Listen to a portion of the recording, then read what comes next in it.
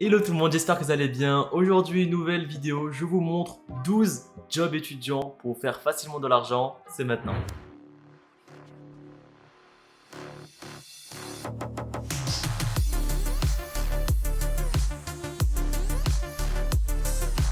Ok, si vous êtes ici, c'est que vous êtes sûrement étudiant et que vous cherchez un petit job étudiant, que ce soit pour payer vos études ou pour vous faire un tout petit peu de cash à côté de vos études, ce que je comprends. Ça tombe bien parce que cette chaîne YouTube parle uniquement d'investissement, de revenus passifs et de la crypto. Donc si ces domaines t'intéressent, je t'invite directement à liker, à t'abonner avec la clochette. Les présentations sont faites, donc revenons au plan de la vidéo. Elle va être divisée en deux parties. Donc la première partie va concerner uniquement des métiers, on va dire, traditionnels de job étudiant, pour ceux qui ne connaissent pas tout ce qui est possible de faire. Et la deuxième partie, ça sera plus des métiers du digital, car aujourd'hui, il est possible de travailler à la maison et de gagner de l'argent à côté de ses études. Donc je vous invite de rester jusqu'à la fin. On commence avec les jobs étudiants du coup dits classiques. Pour postuler à ces jobs étudiants, vous devez au minimum avoir un CV. Évitez d'avoir le CV classique noir et blanc trop moche. Faites un petit CV sur Canva, en 5 minutes c'est bouclé. Et une fois que votre CV est réalisé, certaines entreprises vont vous demander une lettre de motivation.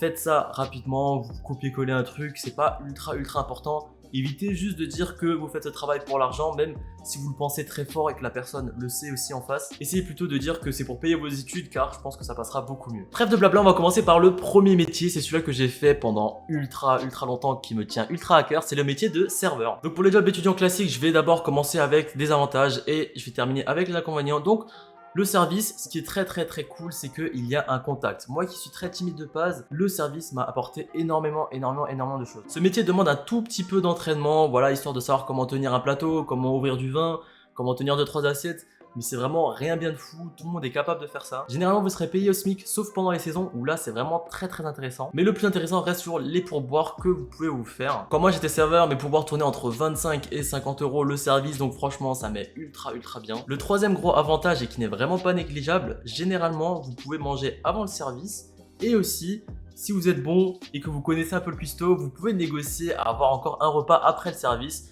Donc ça fait vraiment 2 repas en plus gratuits, donc ça ne se refuse pas. Cependant, le principal problème de ce métier, ce sont les horaires qui peuvent être très flexibles.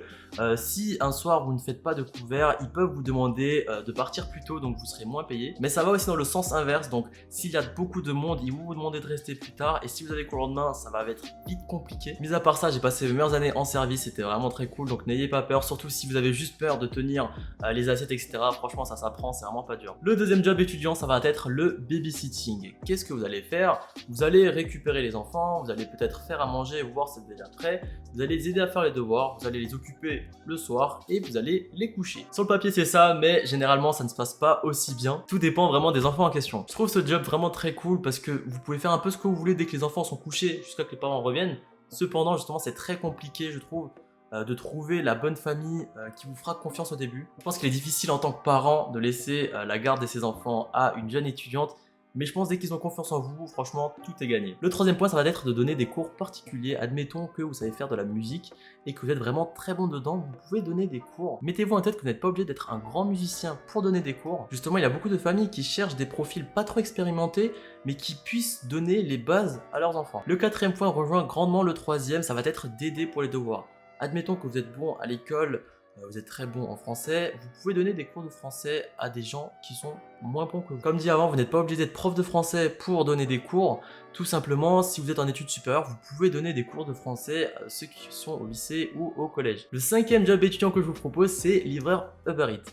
Vraiment, ça rapporte très bien, ça rapporte plus que le SMIC. Je pense que j'ai regardé quelques vidéos YouTube, vous pouvez espérer d'avoir 13-14 euros de l'heure si vous êtes vraiment bon. Ce que je trouve vraiment intéressant, c'est la flexibilité. Vraiment, c'est vous qui choisissez quand vous commencez, quand vous terminez. L'un des gros problèmes à ça, c'est qu'il faut un investissement de base, donc il vous faut minimum un vélo ou un scooter et il vous faudra aussi le sac qui coûte 120 euros. Le sixième point, ça va être hôte d'accueil.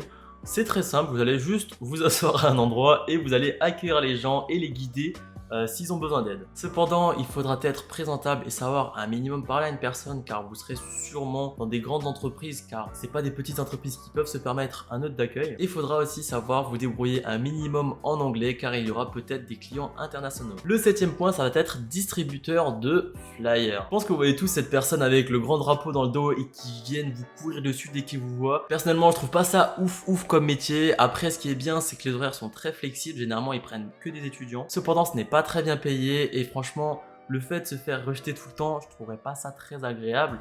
Il y a vraiment mieux comme job étudiant. Ok, donc on va passer à la deuxième partie de la vidéo, ça va être les métiers du digital. Cette fois-ci, les métiers ne seront pas payés en fonction de votre temps, mais en fonction de votre expertise. C'est un avantage et un désinconvénient en même temps. L'avantage, c'est que si vous êtes bon, ça sera beaucoup plus simple pour vous et vous pourrez faire payer ça beaucoup plus cher. Cependant, si vous êtes mauvais, ça va être compliqué pour vous, vous allez prendre beaucoup plus de temps et ça va être difficile de monter vos prix. Le deuxième inconvénient, c'est que vous allez vous adresser à une clientèle déjà plus professionnelle. Là, avant, on n'était que à du particulier principalement, mais là, ça c'est du professionnel, donc c'est plus compliqué. Après, l'avantage, c'est que vous serez en freelance, donc vous pourrez travailler de chez vous. Si vous cherchez des sites de freelance, n'hésitez pas à aller voir 5euros.com, sur Fiverr ou sur Upwork, c'est vraiment les plus connus. Le dernier point, ça va être de se déclarer en tant qu'auto-entrepreneur, car c'est obligatoire. Vous êtes obligé de vous déclarer avant de commencer ce genre d'activité. Ça prend 15 minutes, ça peut faire peur, mais c'est vraiment très très simple.